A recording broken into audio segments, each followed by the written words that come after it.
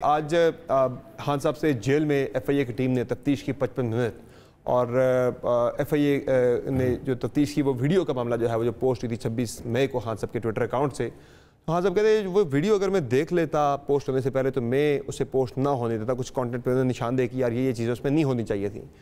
बच जाएंगे इससे? बहुत शुक्रिया साहब। देखिए, सबसे पहले तो ये कि मैं उनको हाथ जोड़ के भी बोलता रहा कि इस तरफ ना जाएं जिस तरफ हम 9 मई से पहले भी जो जलसे जुलूस धरने अपनी मर्जी का चीफ बनाना और ये सब ड्रामेबाजी करते हैं। लोग मर गए, इंतशार फैल गया, एक क्योस क्रिएट हुआ और फिर 9 मई का हुआ। 9 मई का होने के बाद फिर उससे वो डिस्कनेक्ट हो गए। फिर SIFC के अंदर से पसलार की तस्वीर लगा दी का जेबें भरने का मंसूबा है। जेबें भरने का मंसूबा तो नहीं था, वो तो पाकिस्तान को बचाने के लिए हम सब उसको सपोर्ट कर रहे हैं। फिर आप उसको भी आपने मीडिएट कर दिया, आप निकल गए उससे बाहर, तो फिर आप 71 ले आए। अब जब 71 लाए तो वो टेस्ट पॉइंट था कि वो इससे आगे जाना है, क्योंकि अगर 71 से आगे जाते तो वापस एक और 9 मई की तैयारी शुरू हो गई थी।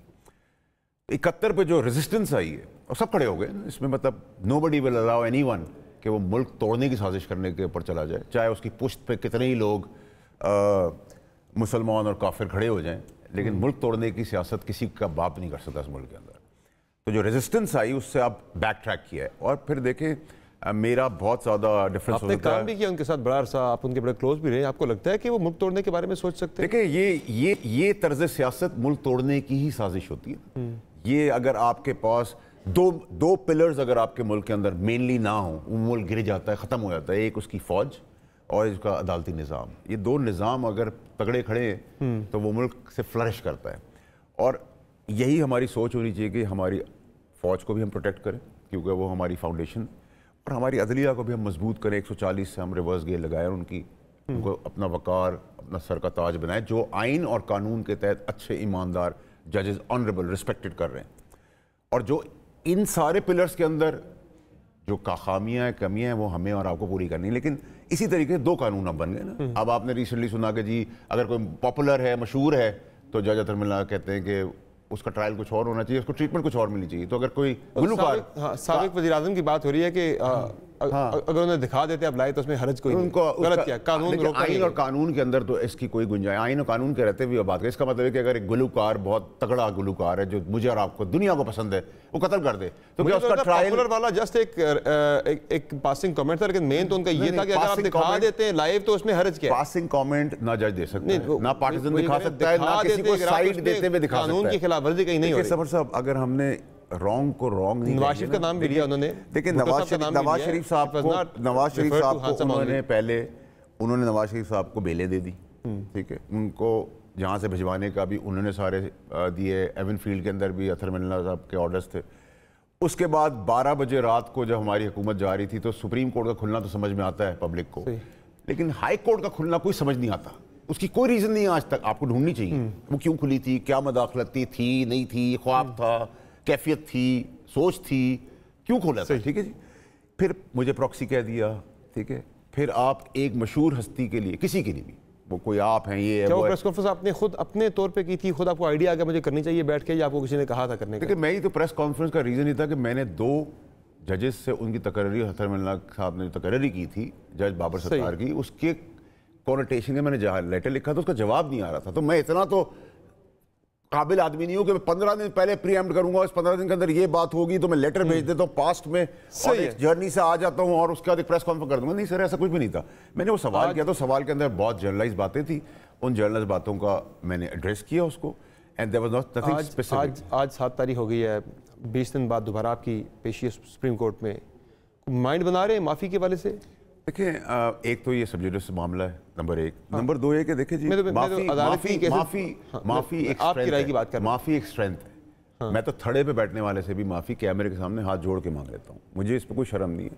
और जहाँ वकार की बात आ जाएगी, जहाँ रिस्पेक्ट की बात आ जाएगी, ऑनर की बात आ जाएगी, वहाँ देखिए सर, मेरी ज़ात से ज़्यादा इंपॉर्टेंट मेरा अदालती निज़ाम है जिसने मुल्क को फाउंडेशन पे खड़ा किया हुआ है। इसमें तो मेरी कथा कलामी कोई चीज़ नहीं है, लेकिन मैं ऑनेस्ट जजेस और उनके बेंच पे आज नहीं, पहले दिन से बोल रहा हूँ कि ये ऑनेस्ट लोग हैं, ऑनरेबल लोग हैं, रिस्पेक्टेड। जिनको मैं ऑनरेबल कहता हूँ उनको मैं मानता हूँ, जिनको मैं नहीं समझता उनको बोलता भी नहीं। मैं तो बड़ा क्लियर हूँ अपनी लाइफ में।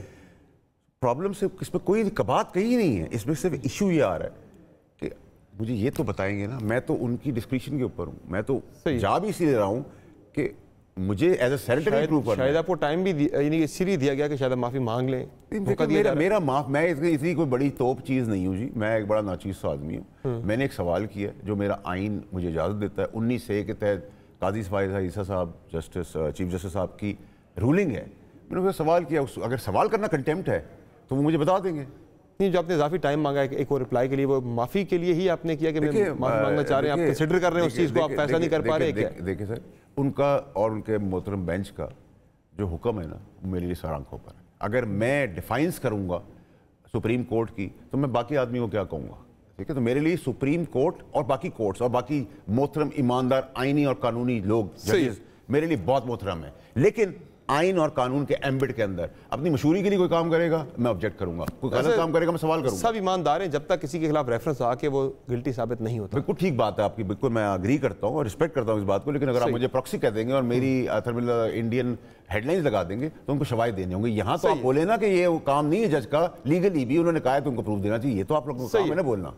अच्छा, मुझे अब ये बताएं कि ये जो PTI के हवाले से मुख्तलिफ तजावीज़ चल रही हैं, एक राय ये है, खबर ये है जनाब कि शायद तहरीक इंसाफ को बैन करने के हवाले से, पाबंदी लगाने के हवाले से कुछ इकदाम उठाए जा रहे हैं, ऐसा सोचा जा रहा है ऐसी कोई सोच? मैंने तो देखा सबसे पहले मैंने ये बात की थी, शुक्र है एक हफ्ते बाद आप ये कर रहे हैं और अगले 20, 25, 50 दिन 100, 300, 3 महीने 4 महीने में।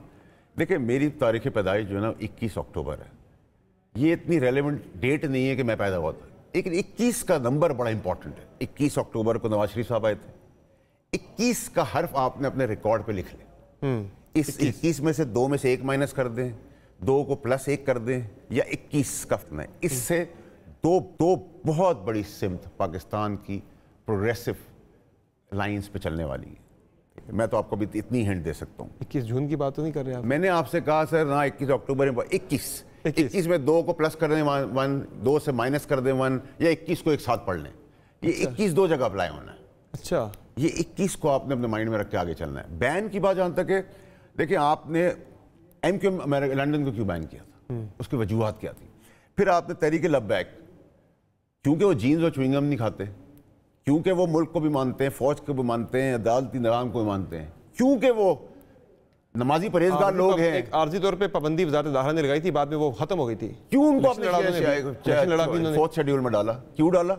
क्योंकि वो जीन्स और च्युइंगम नहीं पहनते, वो सोशल मीडिया पे वो गलाजत नहीं फैलाते जो बाकी करते हैं। अब जो रऊफ हसन साहब बहुत तगड़ा है उनका, रऊफ हसन साहब है, रऊफ हसन साहब का मेरा इख्तलाफ हो सकता है कि रऊफ हसन साहब की उम्र देख के जो आज PTI की अपने ट्रोल्स उनके साथ कर रहे हैं, मैं तो PTI के ट्रोल्स को अपने जूते के नीचे रखता हूँ, आज से नहीं रखता, 15 साल से रखता हूँ, और आज भी मेरे लिए उनकी कोई औकात नहीं है।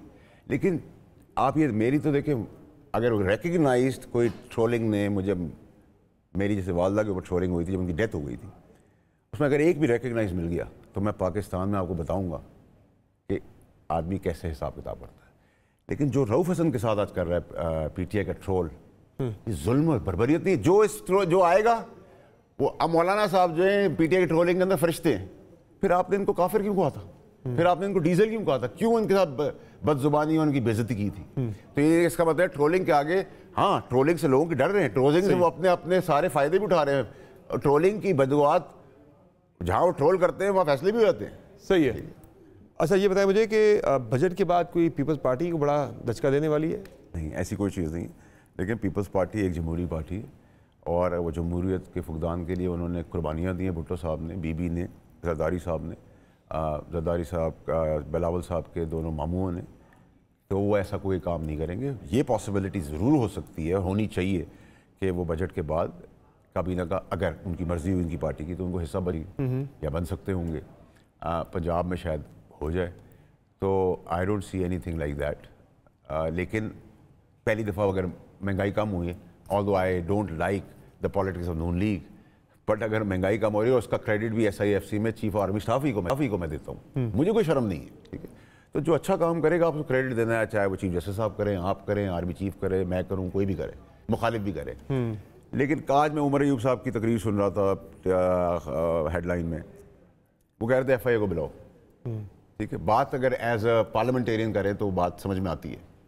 ठीक है, लेकिन क्योंकि जब मैंने पार्लियामेंट के फ्लोर से बात की और मैंने कहा पार्लियामेंट का सारा मसला है और पार्लियामेंट का काम है कानून साजी करना, और पार्लियामेंट पे अटैक नहीं होने देंगे।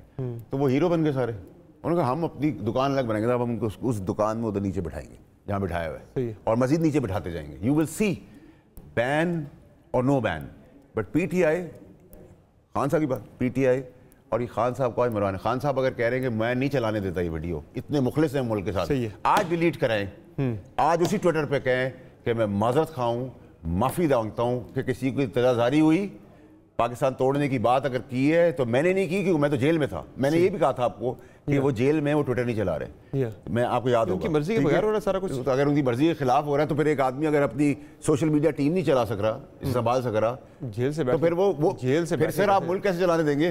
ठीक है, अब प्रॉब्लम ये है कि आप 9 मई को कहते हैं मैं नहीं था, आप कहते हैं धरने जुलूस के अंदर मैं नहीं था, आर्मी चीफ की तकरीरी को रोकने के लिए मैं नहीं था, 71 की वॉर में मैं नहीं था, SIFC की लेबलिंग करके मैं वॉर में था, जो गलाजत आप सोशल मीडिया पे जजों के बारे में बोल रहे हैं, फौजियों के बारे में बोल रहे हैं, उसमें आप नहीं है, शहीदों के बारे में बोल रहे हैं, उसमें आप नहीं है। वापसी का रास्ता कोई, या वो खत्म हो चुके हैं ऑप्शन सारे वापसी के बारे से, कोई चीजों की बेहतरी के बारे से, मुफाहमत के बारे से बंद हो चुके दरवाजे? अभी खुले? तो ये बहुत पहले हो जाना चाहिए था। अब दरवाजे अभी भी खुले हैं या बंद हो गए?